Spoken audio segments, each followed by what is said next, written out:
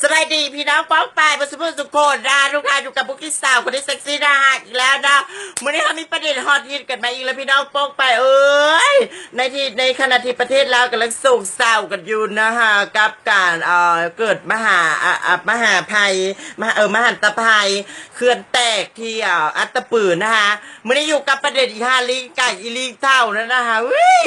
ว่าอะไรอย่างยิงหีมันอีฮาเก็บแตดอีฮาลีน่าจังอะนะพี่น้องป้องไป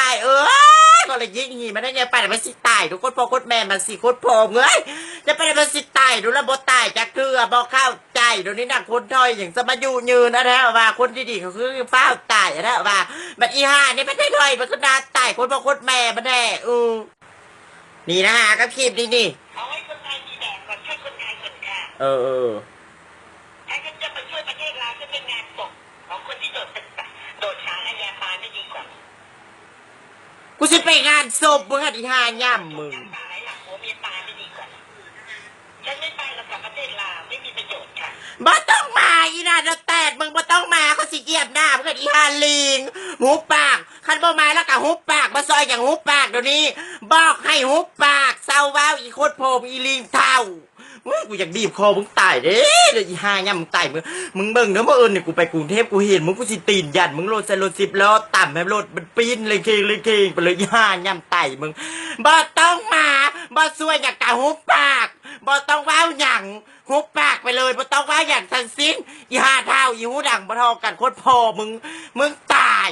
ไปงานศพมึงหันอีห่าโคตรพอจะเป็นมึงนาตายอีแม่สิแม่เอ้ยมึงบ่ว้าวแล้วขอกลับมาได้มึงปากกูประเทศเราค่ะสิช่วยกันเองบ่มีประโยชน์อย่างกับมือกับยามือหุบปากมาต้องว่าอย่างหุบปากอีคนแม่มึง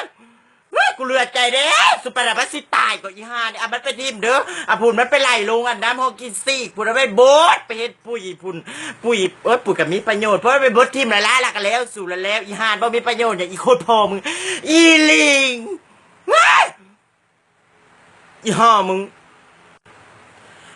เธอว่าประเทศเรารวยพงบอกคนถูกเขาก็มีขี่สปอร์ตทั่วบ้านทั่วเมืองแม่มึงวะเขาขี่รถไถนาตักแตกก็มีห่ายังย่ำมึงหนูมึงมาลูกจะเกือบตีหน้ามึงมาพี่น้องปองไปซาละกูไลค์กดแชร์ไปเลยพี่น้อง